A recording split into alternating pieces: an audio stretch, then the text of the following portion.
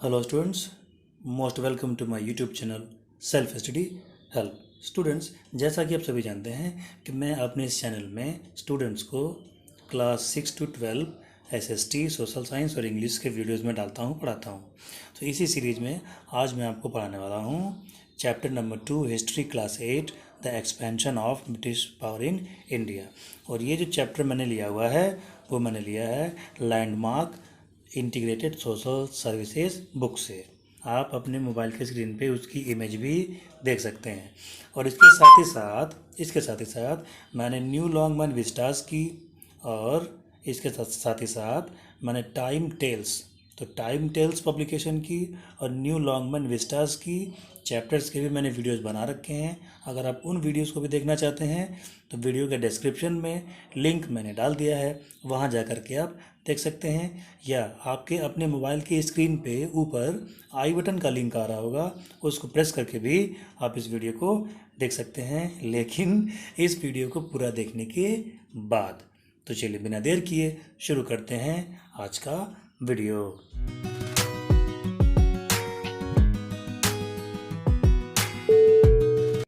तो आइए मैं फर्स्ट हेडिंग लेता हूँ जिसका नाम है मर्केंटाइलिज्म इन इंडिया।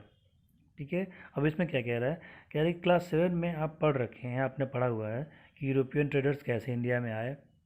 और जब यूरोपियन ट्रेडर्स इंडिया में आए तो सबसे पहले कौन से ट्रेडर्स आए, सबसे पहले कौन से यूरोपियन आए। यूरोपियन तो आपका एक नेम हो गया, और यूरोप तो आपका कंटिनेंट है। यूरोपियन कंटिनेंट में बहुत सारे कंट्री हो गए, तो उन सभी के जो रहने वाले हैं, ठीक है, उनको यूरोपियन ही कहेंगे। तो यूरोपियंस में सबसे पहले पोर्टुगीज़ आपका है।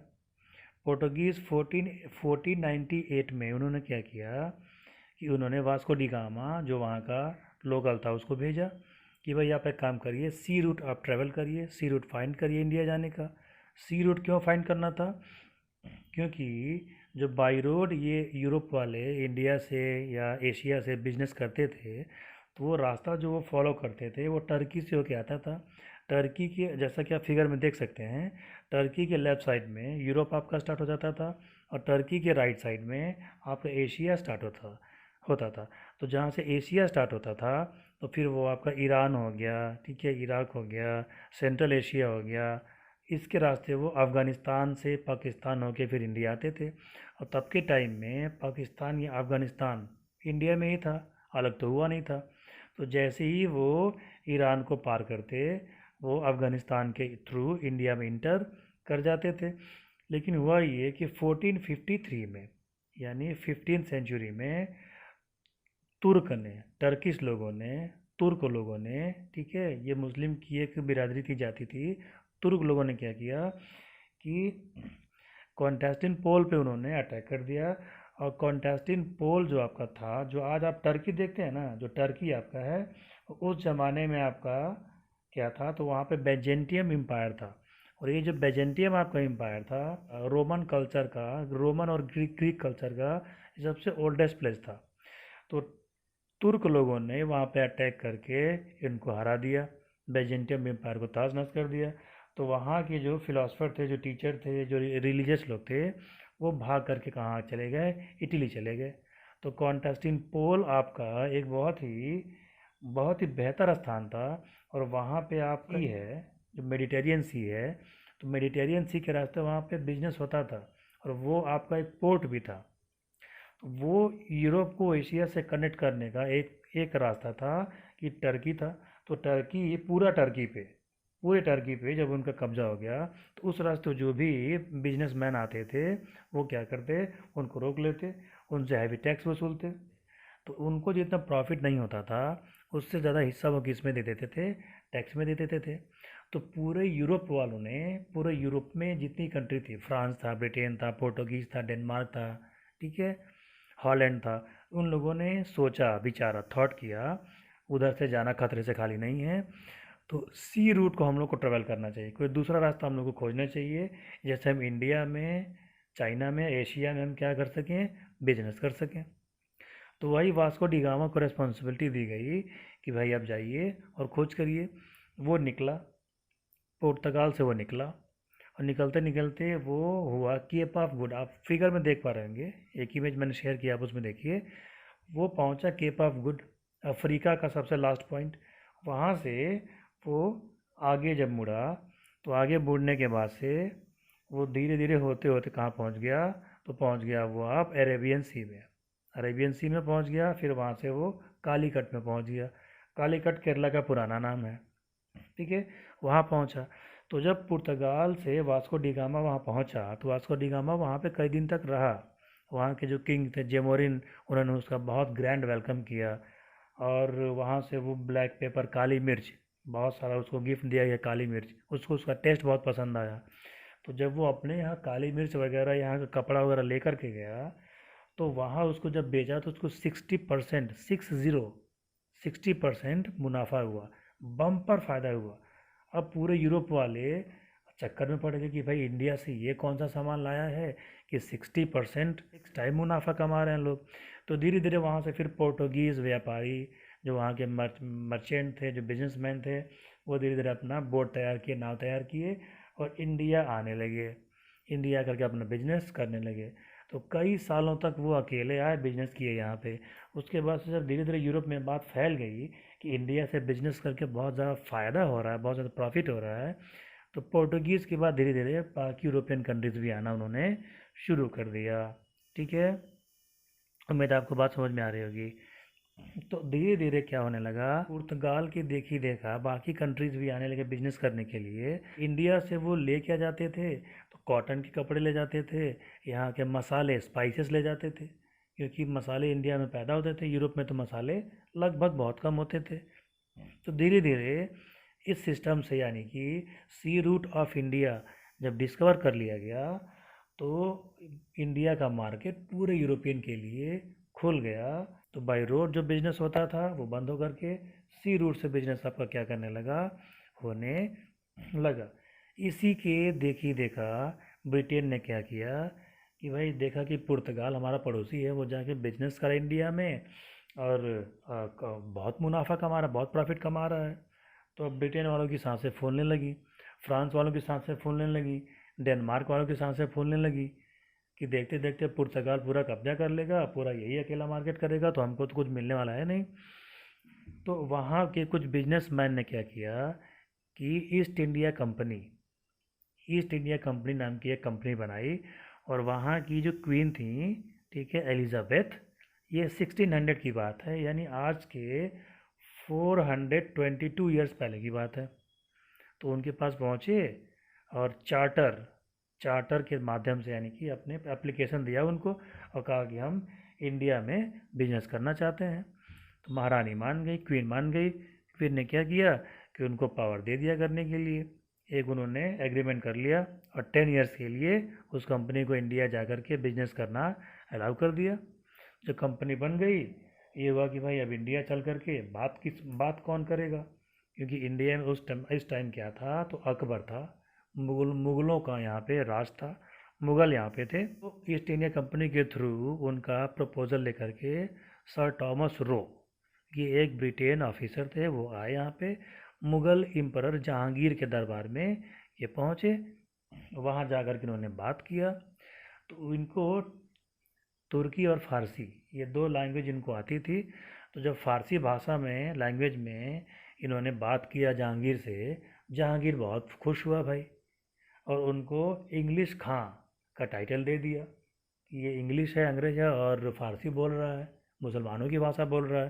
तो इंग्लिश खां का उन्होंने क्या कर दिया, इनको टाइटल दे दिया, और इनको बिजनेस करने की परमिशन दे दी। तो जहांगीर ने उनको बिजनेस करने की, ट्रेड करने की परमिशन दे दी। लेकिन परमिशन किस लिए दी उनको, कि यहाँ पे ट्रेडिंग पोस्ट बनाने की।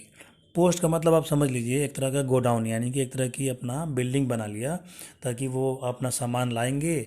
भाई वो जब बिजनेस कैसे करेंगे, एक तो ब्रिटेन से वो सामान ले आएँ और यहाँ ला करके बेचें, तो कहीं वो सामान रखेंगे कि नहीं रखेंगे, कहीं उसको स्टोर करेंगे ना।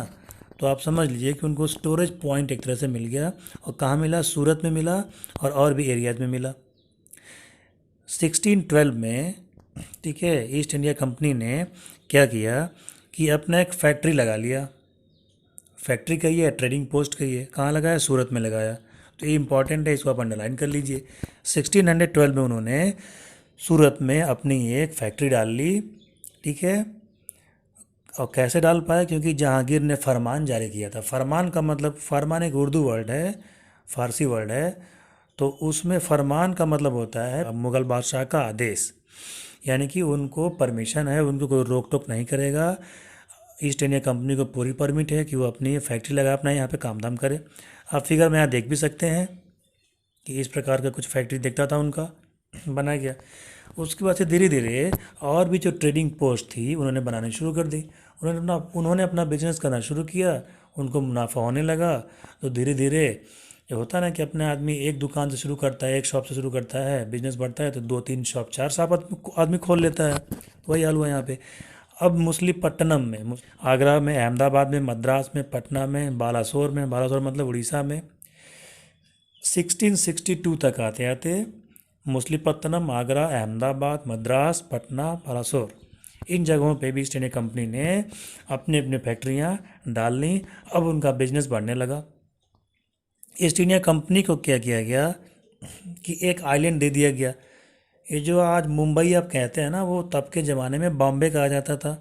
अब बॉम्बे जो था, ये सालसेट नाम का आइलैंड है, उसी पे मुंबई आपका बसा हुआ है। तो हुआ ये, अभी मैं बताऊंगा तो आप हंसेंगे इस चीज़ से। पुर्तगीज़ की जो प्रिंसेस थी, उनकी शादी किससे? कैथरीन उनका नाम था, कैथरीन। कैथरीन की शादी किससे होने लगी? तो इंग्लैंड के प्रिंस से हुई। तो पोर्टुगीज़ ने क्या किया कि पूरा बॉम्बे ही दहेज में दे दिया, डावरी में दे दिया। आपको हंसी आ रही होगी, आनी भी चाहिए।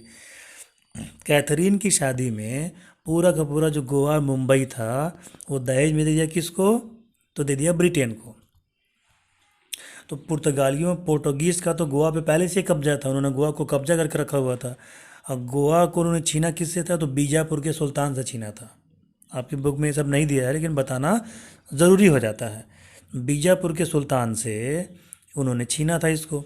तो ब्रिटेन वालों को, ईस्ट इंडिया कंपनी को कुछ भी एक एक बूंद खून नहीं बहाना पड़ा, ना बंदूक चलानी पड़ी, ना तोप चलानी पड़ी, और पूरा का पूरा बम्बई उनके कब्जे में आसानी से आ गया। तो अब इन्होंने बॉम्बे में भी अपनी फैक्ट्रियाँ डाल ली। उसके बाद से धीरे धीरे ये बढ़ने शुरू हुए तो कोलकाता तक पहुँच गए। तब उसका नाम कलकत्ता हुआ करता था। कलकत्ता में भी अपनी फैक्ट्रियाँ डाल ली। धीरे धीरे ये फैक्ट्रियाँ अपनी डालते गए। तो जब फैक्ट्रियाँ डालते गए तो इन्होंने जब बहुत बड़ा बिजनेस एम्पायर खड़ा कर लिया, यहाँ पे बहुत ज़्यादा सामान यहाँ मंगवाने लगे, यहाँ से सामान बेचने लगे, तो इनको हुआ ये। अच्छा, उसके बाद से दूसरे कंट्री के लोग भी जब आने लगे तो इनके मन में लालच आया। ये समझ गए थे कि यहाँ के जो नवाब हैं या जो राजा हैं वो आपस में ही खींचातान में, आपस की लड़ाई में, आपस के स्ट्रगल में ये आपस में ही लड़ मरते हैं। तो इनको हरा करके पूरे इंडिया पे कब्ज़ा किया जा सकता है।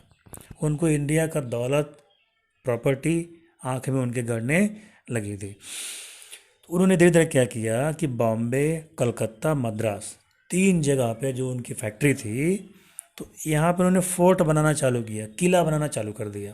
यानी जो भी अपनी फैक्ट्री थी उसके आसपास लंबी बाउंड्री चला करके, ऊंची दीवार बाउंड्री चला करके उसको वो कवर करने लगे, घेरने लगे। ठीक है, यानी पूरे के पूरे ऑर्गेनाइज तरीके से वो अपना बिजनेस स्टार्ट कर चुके थे और कर रहे थे। अब उसके बाद अगली हेडिंग आपकी आती है the French east India company. उसके बाद से जब फ्रांस वालों ने देखा कि भाई पोर्टुगीज़ भी कमा रहे हैं, ब्रिटेन वाले भी घुस गए इंडिया में, वो भी बिजनेस कर रहे हैं खूब, और लंबी लंबी बिल्डिंगें बना लिए हैं, गोडाउन बना लिए हैं, पोर्ट बना लिए हैं, अपना अपना ट्रेडिंग पोस्ट बना लिए हैं। तो फ्रेंच ईस्ट इंडिया कंपनी नाम की एक कंपनी बनी। तो उस समय जब बनी तो वहाँ का जो किंग था, सम्राट था, एम्परर था, वो था लुई 12। तो 1664 में वहाँ के जो फ्रांस के जो किंग थे या सम्राट थे, उनसे परमिशन लिया गया और फ्रेंच ईस्ट इंडिया कंपनी के नाम से एक कंपनी इंडिया में बिजनेस करने के लिए आई। जब आई यहाँ पे तो उन्होंने क्या किया कि फ्रांस से 2 3 लोग यहाँ पे बात किए। बात करने के बाद से उनको परमिशन मिल गई, क्योंकि पोर्टुगीज़, ब्रिटेन वाले तो पहले से यहाँ पे व्यापार वगैरह बिजनेस कर रहे थे। उनको चंदर नगर और पौंडीचेरी, चंदर नगर आपका वेस्ट बंगाल में है, पौंडीचेरी आपकी कहाँ है? तो केरला के आसपास है। तो चंदर नगर में और पौंडीचेरी में फ्रांसीसियों ने, फ्रेंच लोगों ने सबसे पहले अपने अपने क्या बनाए? अपनी फैक्ट्रियाँ लगाई और यहाँ पे बिजनेस करने लगे। धीरे धीरे जब उनको मौका मिला, फ्रांसीसियों को, फ्रेंच वालों को, तो उन्होंने क्या कर दिया कि कारिकाल और यनम, कारिकाल और यनम में भी अपनी फैक्ट्रियां बढ़ा लीं और वहाँ भी ये बिजनेस करने लगे। उसके बाद से डच, डेनिश, डच मतलब कौन लोग कहे जाते हैं? हॉलैंड के या नीदरलैंड के, हॉलैंड के ये या आप नीदरलैंड के ये, उनके निवासियों को क्या कहा जाता है? डच कहा जाता है। और डेनिश डेनमार्क वाले थे। तो डच ईस्ट इंडिया कंपनी और डेनिश ईस्ट इंडिया कंपनी, ठीक है, इन नामों से भी कंपनी बनी और डेनिश वाले और डच वाले भी यहाँ पे बिजनेस करने आ गए।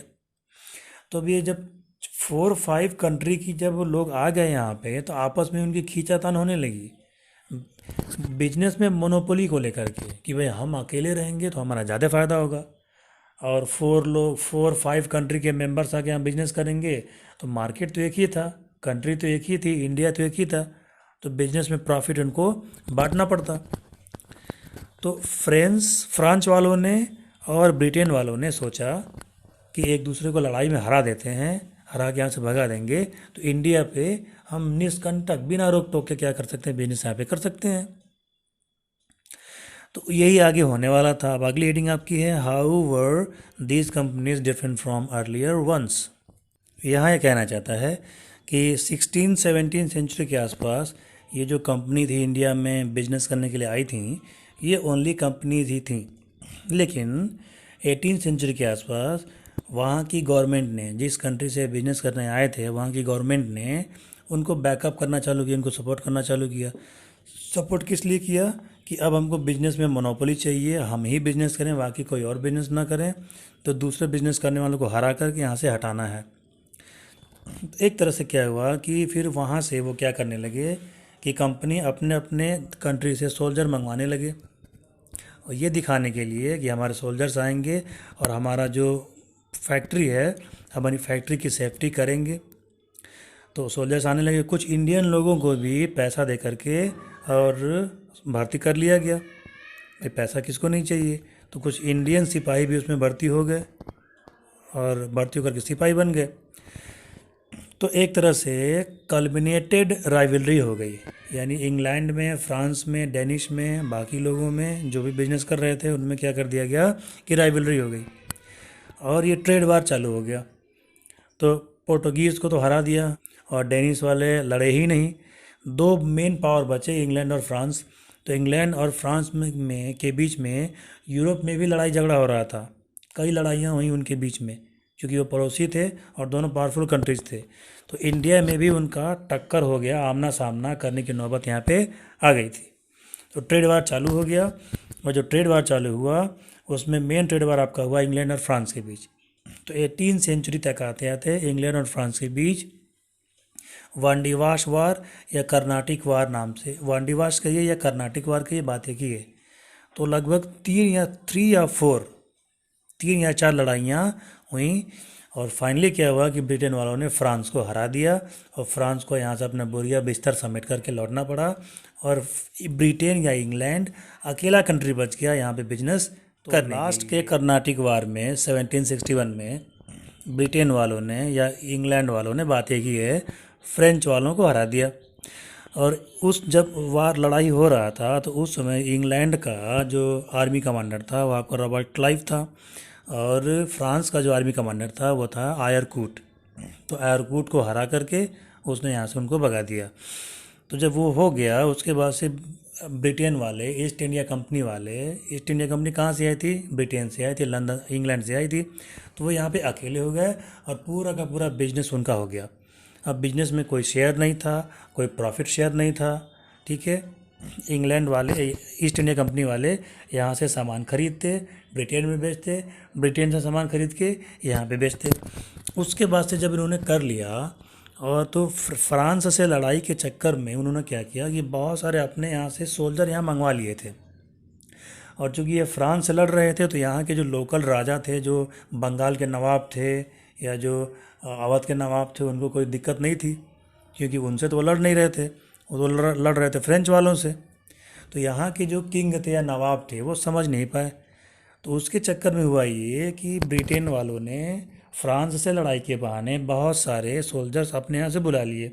अच्छे खासे उनके पास सोल्जर हो गए। उनके सोल्जर के पास मॉडर्न वेपन्स थे, बंदूकें नई थी, नई वेपन्स थी। हमारे यहाँ के राजाओं के पास तलवारें थी, भाला था, चाकू था, यही सब था। ठीक है, हम उतने डेवलप तो थे नहीं। तो कुछ यहाँ के भी जो लोग थे उनको नौकरी का लालच दे करके अपने आर्मी में क्या कर लिया, भर्ती कर लिया। तो उनके मन में लालच आया कि अगर हम फ्रांस वालों को इंडिया में हरा सकते हैं तो यहाँ के नवाबों को हराना कौन सी बड़ी बात है। तो यहाँ के अगर बंगाल के नवाब को हरा दिया जाए तो बंगाल पूरा हमारे कब्जे में आ जाएगा। और उस टाइम का जो बंगाल था आपका, उसमें बंगाल भी था, बिहार भी था, उड़ीसा भी था। ठीक है, उसको बंगाल प्रेसिडेंसी कहा जाता था। बहुत लंबा चौड़ा बंगाल था। बांग्लादेश भी उसी में था क्योंकि तब वो बटा नहीं था। बांग्लादेश तो इंडिया से कब अलग हुआ, 1971 में अलग हुआ। भाई 1947 में बांग्लादेश अलग होकर ईस्ट बंगाल बना और हमारे इंडिया की समय वेस्ट बंगाल रह गया। तो उसी ईस्ट बंगाल को इंडिया ने 1971 में फ्री करा के बांग्लादेश बना के पाकिस्तान के दो टुकड़े कर दिए थे। ठीक है, वो कहानी कभी और सही, मुद्दे पे आते हैं। तो अब यहाँ से जो आपकी अगली हेडिंग है कॉन्क्वेस्ट ऑफ बंगाल, यही बात यहाँ पे शुरू होती हैं। वह ये कि मुग़ल एम्परर जो फर्रुखशियर था, फर्रुखशियर ने खुश होकर के और अंग्रेज़ों को बिना टैक्स का और बिना उसका पट्टे का उन्होंने बिजनेस करने के लिए छूट दे दी थी, जिसको कहा जाता था दस्तक। तो दस्तक उनके पास हो गई थी। दस्तक मतलब पास, फ्री पास दे दिया था। अब फ्री पास दे दिया, अब वो आराम से पूरे बंगाल में बिजनेस करने लगे। जो चाहे वो ज़मीन खरीद लेते, जहाँ चाहे वो ज़मीन बेच देते और अपनी फैक्ट्रियाँ लगाने लगे, अपने बिजनेस बढ़ाने लगे। और उनको कोई टैक्स नहीं पे करना था। एम्परर ने, फर्रुखशियर ने उनका टैक्स माफ़ कर दिया था। उनको फ़ायदा बहुत ज़्यादा होने लगा। भाई आप बिजनेस करने जाएंगे, आप टैक्स नहीं दे रहे हैं तो पूरा का पूरा प्रॉफिट आपका हुआ, आपके पैसे खर्च तो होने नहीं थे। तो अलवर्दी खान जो आपका था, बाद में जब बंगाल का नवाब बना, तो वो क्या हुआ कि मिसयूज़ दस्तक का वो देख रहा था। अलवर्दी खान के ज़माने में जो ब्रिटेन ईस्ट इंडिया कंपनी वाले थे, वो पावर का गलत इस्तेमाल कर रहे थे। जहाँ जहाँ उनको टैक्स देना था वहाँ टैक्स नहीं देते थे, पूरा का पूरा प्रॉफिट बचा रहे थे। अलवर्दी खान ने इसमें क्या किया, इंटरप्शन किया। तो तब तक जब अलवर्दी खान बना तब तक मुग़ल एम्पायर टूट चुका था और बंगाल, बिहार, अवध, कर्नाटक सब फ्री हो चुके थे। मुग़ल एम्पायर के कंट्रोल में कोई नहीं था। तो जब बंगाल फ्री हो गया, बंगाल का अपना नवाब आप मिल गया, तो इसने आपत्ति दर्ज की। इसने उनको रोका कि भाई ऐसे कैसे फ्री में, जब हमारा सब चीज़ हमारा, आप बाहर से आए बिजनेस करने के लिए और आप टैक्स भी हमको नहीं दे रहे हैं। तो जब उन्होंने टोका अंग्रेज़ों को तो अंग्रेज़ों का दिमाग ख़राब हो गया। ईस्ट इंडिया कंपनी ने कहा कि भाई हम टैक्स क्यों दें, हमारा तो सब फर्रुखशियर से हमको दस्तक मिला हुआ है। तो उसने दस्तक को क्या कर दिया, कैंसिल कर दिया। अलवर्दी खान के बाद सिराजुद्दौला नवाब बना। जब सिराजुद्दौला नवाब बना तो उसने भी यही पॉलिसी जारी रखी। उसने कहा कि आप बिजनेस कर रहे हैं तो करिए, हमको टैक्स दीजिए। अंग्रेज जो है कि ईस्ट इंडिया कंपनी वाले टैक्स देने के लिए प्रिपेयर नहीं थे। कलकत्ता में ही, ठीक है, कोर्ट बनाना चालू किया। ये क्या बना, फोर्ट बनाना चालू कर दिया, किला बनवाया। तो उस पर सिराजुद्दौला ने आपत्ति दिखाई कि आप किला क्यों बनवा रहे हैं। तो कंपनी वालों ने कहा कि फ्रांस वालों के डर से हम बनवा रहे हैं। तो सिराजुद्दौला ने कहा कि भाई फ्रांस से आपको डर है तो हमारे सोल्जर आप लीजिए, हम यहाँ के नवाब हैं तो हम आपको बचाएंगे, आपकी सिक्योरिटी का जिम्मा हमारा है। तो बाहर से आप सोल्जर ला करके यहाँ आप फोर्ट बनाएंगे, हमारी धरती पे बाहरी सोल्जर रहेंगे तो हमको भी तो इससे खतरा है। सिराजुद्दौला अंग्रेज़ों की चाल को समझ गया था, कंपनी की चाल को समझ गया था। ठीक है, तो अंग्रेज़ों की जब दाल नहीं गली तो उन्होंने क्या किया, डिवाइड एंड रूल पॉलिसी अपनाई और इनके जो कमांडर थे मीर जाफ़र, उनको अपनी तरफ मिला लिया। मीर जाफ़र भी जो है कि नवाब बनना चाहता था। जैसे यहाँ पे इंडिया में सब लोग पीएम बनना चाहते हैं ना, जितने लीडर हैं सब पीएम बनना चाहते हैं, तो ऐसे वहाँ भी क्या हुआ कि सब नवाब बनना चाहते थे। तो मीर जाफ़र ने गद्दारी कर दी और जा कर के मिल गया, किससे, अंग्रेज़ों से मिल गया। कंपनी ने कहा कि जैसे ही सिराजुद्दौला हारेगा और बंगाल हमारे कब्जे में आएगा, हम तुमको बंगाल का नवाब बना देंगे। उसी के चलते बैटल ऑफ प्लासी हुआ ये जो जितनी कहानी मैंने आपको बताई भी, ये सब बैटल ऑफ प्लासी की मैंने आपको बताई। तो बैटल ऑफ प्लासी में क्या हुआ कि भाई जब उसने धोखा कर दिया सिराजुद्दौला के साथ, तो सारी की सारी अंदर की इन्फॉर्मेशन, सीक्रेट इन्फॉर्मेशन उसने अंग्रेज़ों को दे दी और किले का गेट भी खुलवा दिया। फौज अंदर आ गई। सिराजुद्दौला लड़ा तो बहुत बहादुरी से, लेकिन लास्ट में हार गया क्योंकि मीर जाफ़र ने गद्दारी कर दी थी। अब मीर जाफ़र की फ़ौज अंग्रेज़ों की तरफ से लड़ी थी। तो वो जब ये हो गया तो उसके बाद से क्या किया कि ब्रिटेन वालों ने, कंपनी वालों ने मीर जाफ़र को बंगाल का नवाब बना दिया। तो मीर जाफ़र जब अपनी वाली करने लगा तो अंग्रेज़ों को तो बस उसको केवल बस कठपुतली बनाना था, पपेट से मतलब था। तो जब इसने आंखें दिखानी शुरू की मीर जाफ़र ने, तो अंग्रेज़ों ने फिर चाल चली। फिर एक मीर कासिम था, तो मीर कासिम को उन्होंने चढ़ाया कि ठीक है ये हमारी बात नहीं मान रहा है, तुम हमारे साथ दो। तो मीर जाफ़र को हटा के हम मीर कासिम तुमको नवाब बना देंगे। मीर कासिम भी लालच में आ गया।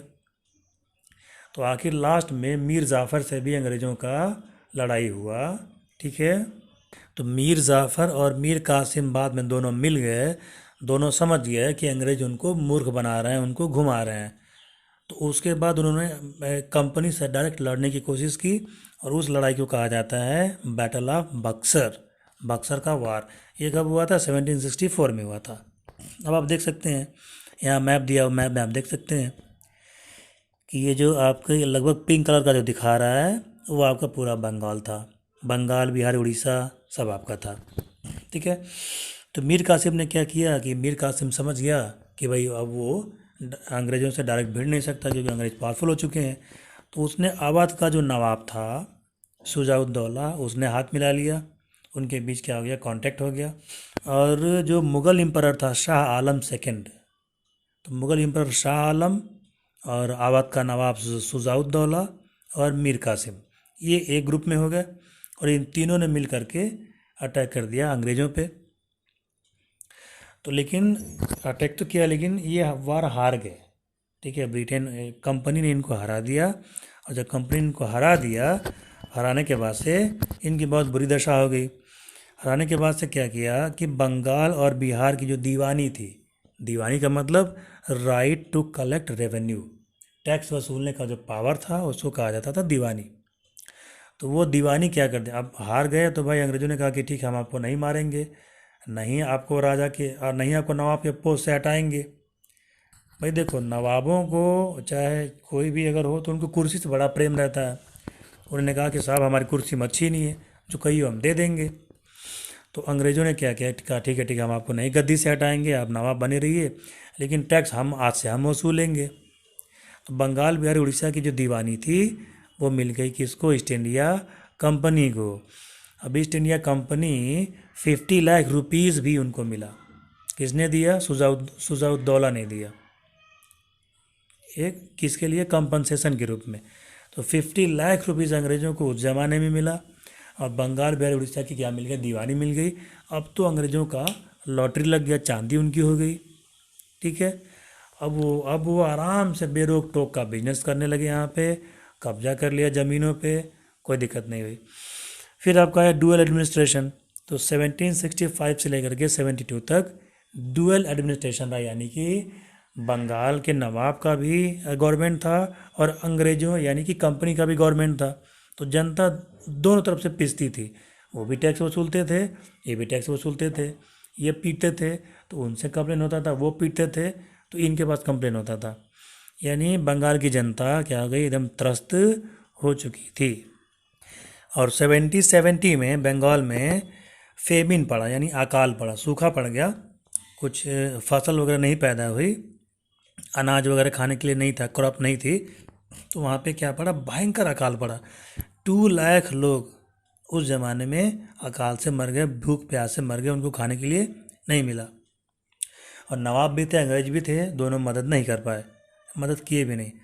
उसके बाद से आपका अगला हेडिंग है एक्सपेंशन ऑफ द एम्पायर। अब अंग्रेज़ों ने जब बंगाल, बिहार, उड़ीसा जीत लिया तो उनको लगा कि जब हम एक को हरा सकते हैं तो हम सबको हरा सकते हैं। अब उनके मन में भयंकर लालच आया कि पूरा इंडिया हमारे से कब्जा करने लगेंगे। लेकिन मैसूर जो था कर्नाटक में, मैसूर में हैदर अली था, उसने मना कर दिया। कहा कि हम आपसे क्यों दोस्ती करने जाएं, आप यहाँ से भागिए। ये हमारी धरती है, हम यहाँ के राजा, आप कौन होते हैं, आप कौन होते हैं हमको ऑर्डर देने वाले। तो अंग्रेज़ों ने कहा कि भाई अब इनको सबक सिखाना पड़ेगा। तो कंपनी वालों ने क्या किया कि मैसूर के खिलाफ लड़ाई छेड़ दी। 3 या 4 वार हुए। तो 2 वार हैदर अली लड़ा, उसके बाद वो मर गया। तो उसका जो लड़का था टीपू सुल्तान, 2 लड़ाई उसने लड़ी। और लास्ट में जो है कि टीपू सुल्तान, जो उसकी कैपिटल थी श्रीरंगपट्टनम, श्रीरंगपट्टनम में 1799 में आखिरकार वो लड़ाई हार गया और मैसूर पे भी अंग्रेज़ों का कब्ज़ा हो गया। तो मैसूर पे जब कब्ज़ा हो गया तो उसके बाद जो सबसे पावरफुल थे इंडिया में वो मराठा थे। उसके पहले शिवाजी ने मराठा साम्राज्य की स्थापना कर ली थी और शिवाजी के नेतृत्व में मराठे बहुत ऊपर चले गए थे। उन्होंने मुग़लों को सीधे टक्कर दी और मुग़लों के नाक में दम कर दिया। जब औरंगज़ेब की तूती बोलती थी तो औरंगज़ेब की तूती बोलने के ज़माने में शिवाजी ने उनके नाक के नीचे से 32 किले जीत कर दिखाए थे। ठीक है। तो इन्होंने कि मराठाओं से पहले दोस्ती करनी चाहिए अंग्रेज़ों ने, मराठा उन्होंने इंटरेस्ट नहीं लिया। तो जब मैसूर जीता तो मैसूर को जीतने में मराठों ने और हैदराबाद के निज़ाम ने, हैदराबाद के सुल्तान को निज़ाम कहा जाता था, इन दोनों ने मदद किया और ये हुआ कि मैसूर जीत लिया जाएगा, आपस में हम लोग बांट लिया जाएगा। तो फिर अंग्रेज़ों के मन में लालच आया। तो जब देखा कि मराठों ने और हैदराबाद वालों ने देखा कि ये धोखा कर रहे हैं, तो मराठों ने इनके खिलाफ लड़ाई घोषित कर ली। और उससे पहले जो हैदराबाद के निज़ाम थे उन्होंने कंपनी से सब्सिडरी अलायंस कर लिया था, दोस्ती कर ली थी।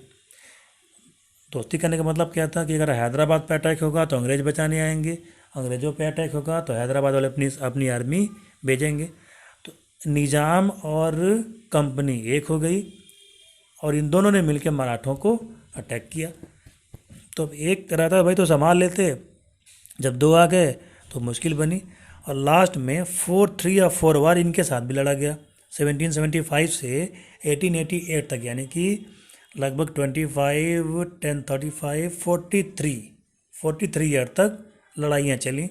और 1818 में लास्ट में मराठा हार गए और उन्होंने सब्सिडरी अलायंस क्या कर दिया, कबूल कर लिया। तो मराठाओं को जीत लिया, महाराष्ट्र को जीत लिया, मैसूर जीत लिया। अब अंग्रेज़ों का ध्यान कहाँ पे गया कि पंजाब को जीत लें और पंजाब पाकिस्तान से लेके अफ़गानिस्तान को जीत लें। पंजाब की तरफ ये बढ़े। तो जब ये पंजाब की तरफ बढ़े तो हम महाराजा रणजीत सिंह खड़े थे और महाराजा रणजीत सिंह ने पूरे पंजाब, पूरे पाकिस्तान और अफ़गानिस्तान को भी जीत लिया था। यानी आप समझ लीजिए कि जैसे ही दिल्ली में यमुना रिवर को पार करते तो उधर से आप पंजाब शुरू हो जाता। तो उतना बड़ा हिस्सा किसके पास था, रणजीत सिंह के पास था। और रणजीत सिंह से डायरेक्ट लड़ने की हिम्मत अंग्रेज़ों के पास नहीं थी। तो अंग्रेज़ों या कंपनी ने क्या किया कि रणजीत सिंह से हाथ मिला लिया और कहा कि यमुना रिवर या सतलज रिवर के उस पार हम नहीं जाएंगे और इस पार आप मत आइएगा। रणजीत सिंह ने मान लिया। लेकिन जब रणजीत सिंह की मौत हो गई, उनके बाद जब उनके लड़के दिलीप सिंह राजा बने, ठीक है, बाकी लोग राजा बने, तो उसके बाद जो राजा बने वो मजबूत राजा नहीं थे।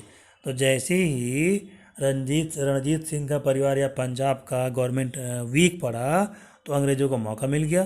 तो अंग्रेज़ों ने सिखों को हरा करके और पूरे पंजाब पे भी कब्जा कर लिया। अब आपका आया एंग्लो नेपालीज बार।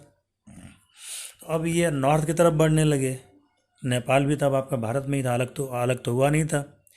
इन्होंने क्या किया कि कुमाऊँ गढ़वाल पे कब्जा कर लिया। अवध का मतलब तब यूपी था, पे तो उन्होंने पहले ही कब्जा कर लिया था।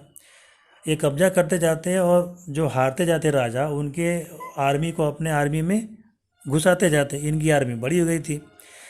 तो गढ़वाल, कुमाऊँ और नेपाल को भी उन्होंने 1814 से लेके 1816 के बीच में हरा करके अपने कब्जे में कर लिया। भाई वो कहते थे कि अब हम आप पे अटैक नहीं करेंगे, इसके बदौलत आप हमारे आर्मी का खर्चा उठा लीजिए, जो हमारी आर्मी है उसको खाना पीना आप दीजिए, हम आप पे अटैक नहीं करेंगे। और जब हम पे कोई अटैक करेगा तो आपके आर्मी हम यूज़ कर लेंगे, ठीक है। एक तरह से समझौता था, और ब्रिटिश आर्मी का पूरा खर्चा आप उठाएंगे, ये था।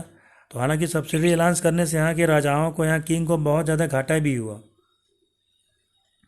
उसके बाद से डॉक्ट्रिन्स ऑफ लैप्स मैंने आपको बताया।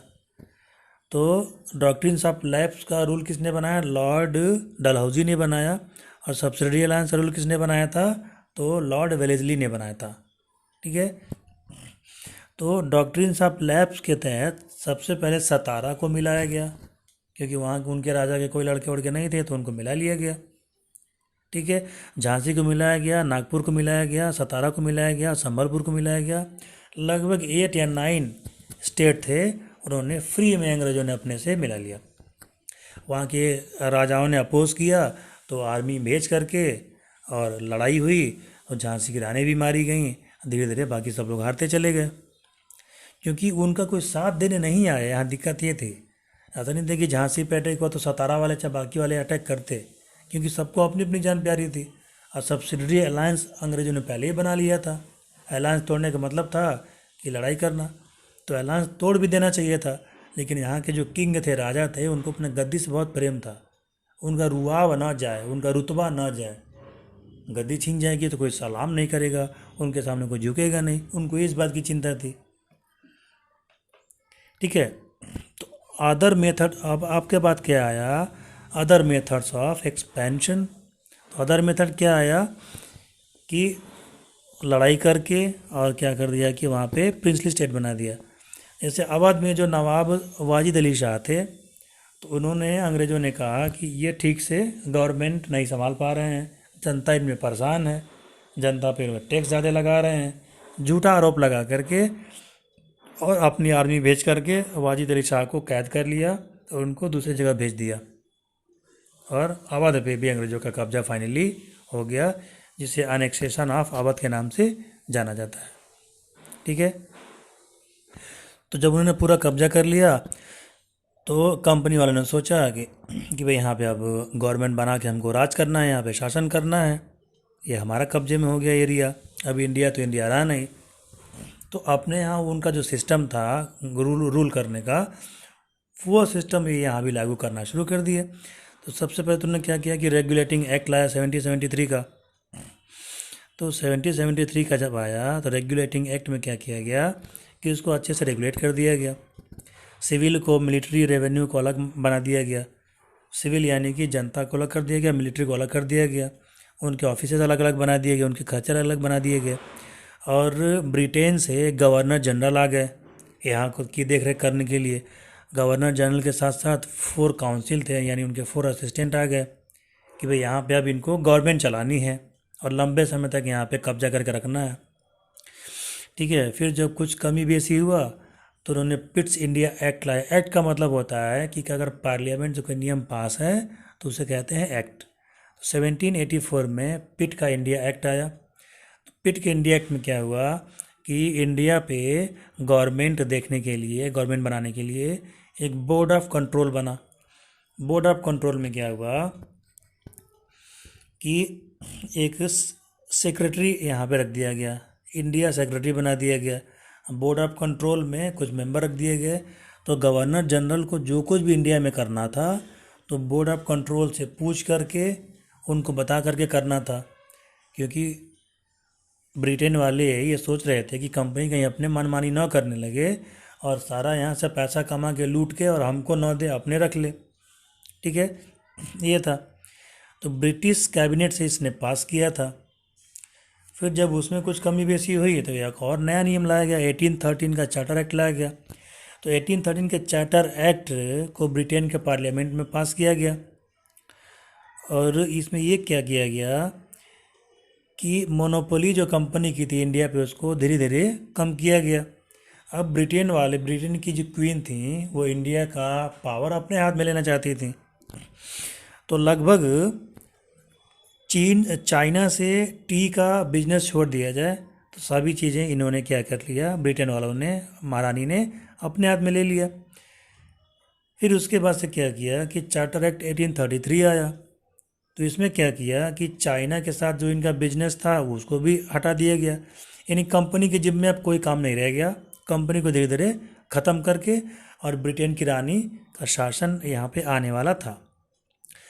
तो 1833 वाले एक्ट में गवर्नर जनरल को हटा करके और एक दूसरा पोस्ट दे दिया गया, और गवर्नर जनरल थे वो लगभग पूरे इंडिया के सबसे सुप्रीम ऑफिसर बन गए।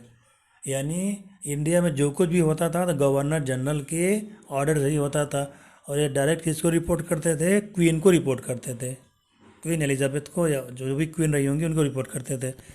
उसके बाद इन्होंने मिलिट्री एडमिनिस्ट्रेशन भी किया, यानी आर्मी में भी तब्दीली की।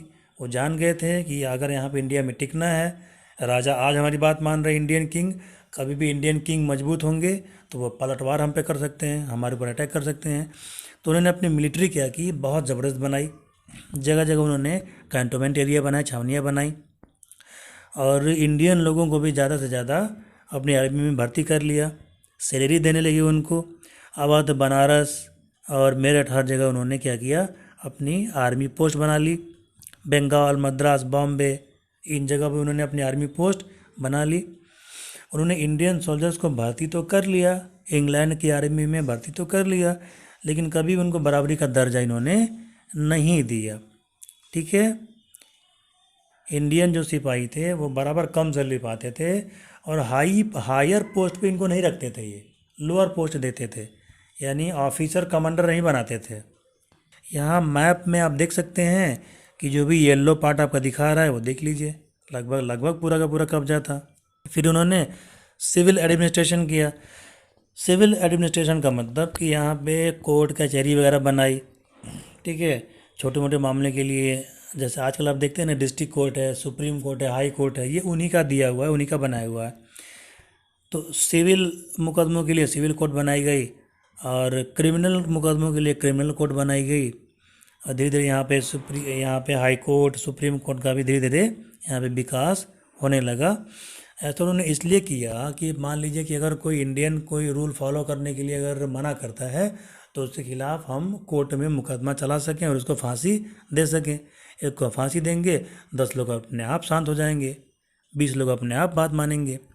तो उन्होंने पूरा का पूरा कंट्रोल करने के लिए सारे रिफॉर्म किए, सारे सुधार किए। नया यहाँ इंडिया का पूरा सिस्टम इन्होंने चेंज कर दिया कि जो नया इंडियन पैदा होगा वो जानेगा, शुरू से देखेगा कि अंग्रेज यहाँ पे हैं, हाई कोर्ट है, सुप्रीम कोर्ट है, आर्मी है और फलाना ढिमकाना है, तो वो इसी को अपना इंडिया समझेगा। उसके बाद से पुलिस व्यवस्था की उन्होंने शुरुआत कर दी, पुलिस स्टेशन बनाए, कोतवाल रखे, दीवान रखे, इंस्पेक्टर की भर्ती शुरू हुई, लॉ एंड ऑर्डर इन्होंने मेंटेन किया। वो करके इन्होंने क्या किया कि पूरा अच्छे से उसने मेंटेन इन्होंने कर दिया। उसके बाद से जुडिशल एडमिनिस्ट्रेशन में उन्होंने क्या किया, रूल ऑफ लॉ बनाया, इक्वलिटी बिफोर लॉ बनाया। उन्होंने कहा कि सब इक्वल हैं, सब इक्वल हैं, तो क्यों नहीं आपने जो है कि आर्मी वालों को सबसे ऊंचा पोस्ट दे दिया, उन सिपाही से आपने आगे आगे नहीं बढ़ने दिया। तो ये सब दिखाने के लिए था। ठीक है, उन्होंने कोर्ट बनाया, supreme court, high court, lower court, session court, district court, सारे कोर्ट उन्होंने बनाए। तो ये एक तरह से उन्होंने पूरे इंडिया पे कब्जा करने का ये एक सिस्टम था कि भाई कोर्ट हमारा रहेगा, पुलिस हमारी रहेगी, ठीक है, ऑफिसर हमारे रहेंगे, एडमिनिस्ट्रेशन हमारा रहेगा। तो इंडियन वाले चाह के भी अगर कंप्लेन करने जाएंगे तो कहाँ जाएंगे, हमारे पास ही उनको आना पड़ेगा। तो मजबूरी में उनको हमारे अंडर रहना ही पड़ेगा। ठीक है, तो इसी के साथ आपका चैप्टर फिनिश होता है। उम्मीद करता हूँ कि आपको बेहतरी समझ में आया होगा। आपके मन में अभी भी कोई क्वेश्चन हो, कोई डाउट हो, तो आप मुझे कमेंट बॉक्स में कमेंट कर सकते हैं। और कमेंट करने के साथ आप कहाँ से हमको देख रहे हैं, किस सिटी से आप हमको देख रहे हैं, ये सिटी का नाम भी आप, अपने शहर का नाम भी आप ज़रूर लिखेंगे जाने से पहले। तो इसी के साथ चैनल को, रेड बटन को प्रेस करके आप चैनल को सब्सक्राइब कर लीजिए, बेल आइकन दबा दीजिए, ताकि जब भी मैं कोई वीडियो अपलोड करूं तो आपको वीडियो सबसे पहले मिल जाए। अगर आप बेल आइकन को नहीं प्रेस करेंगे तो मैं वीडियो अपलोड करूंगा तो इसकी नोटिफिकेशन यूट्यूब में आपको नहीं मिलेगी, आप नहीं जान पाएंगे। ठीक है, और अपने दोस्तों में, अपने फ्रेंड्स में इस वीडियो को शेयर करिए। मिलते हैं आपसे अगले वीडियो में, तब तक के लिए जय हिंद, जय भारत।